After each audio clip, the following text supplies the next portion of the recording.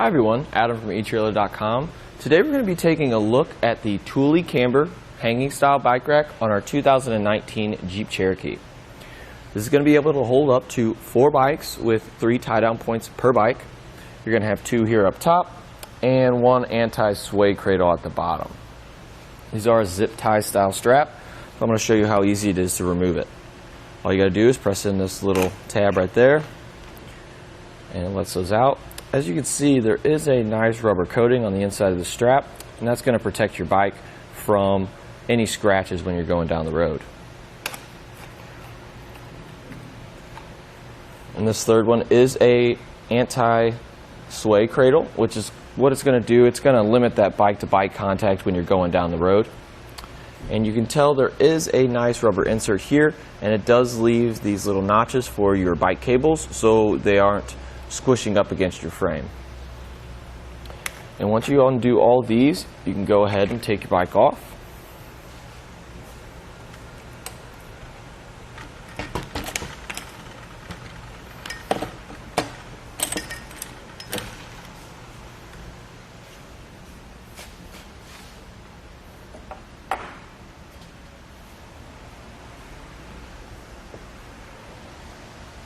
Just personal preference, I like to replace my straps when I'm not using them.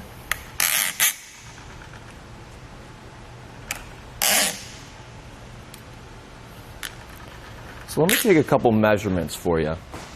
We're going to measure the amount of length that we added to the back of our vehicle.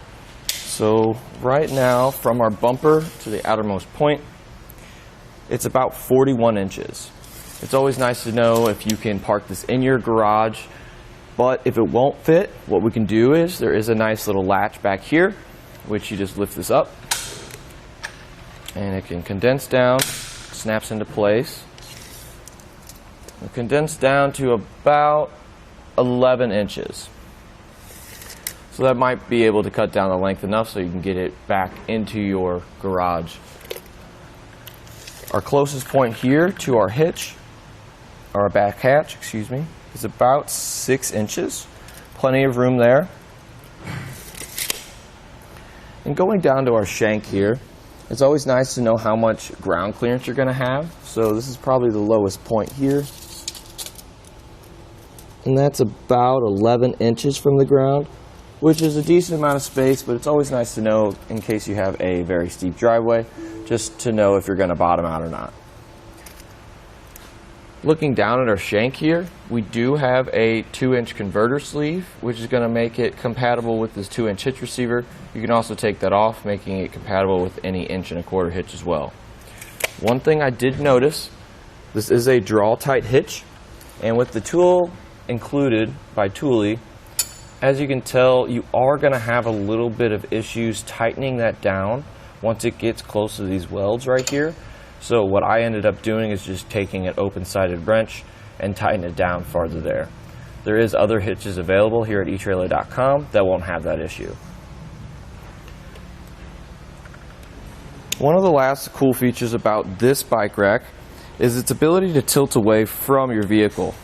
There is another little latch right here that you can lift up on, and it is going to allow you to tilt it at a good enough angle to be able to access anything that's in your hatch. You can grab a book bag, a GoPro, a couple lunches, whatever you need to take on the trail with you. You won't have any issues accessing that with this tilt feature.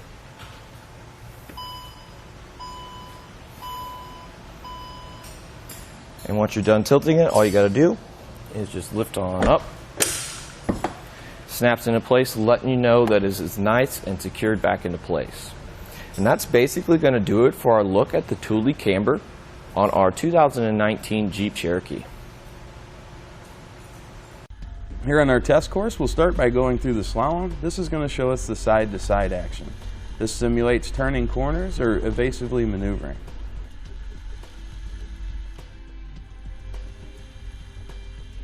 Once we get to the alternating speed bumps, we'll see the twisting action. This will simulate hitting a curb or pothole or driving over uneven pavement.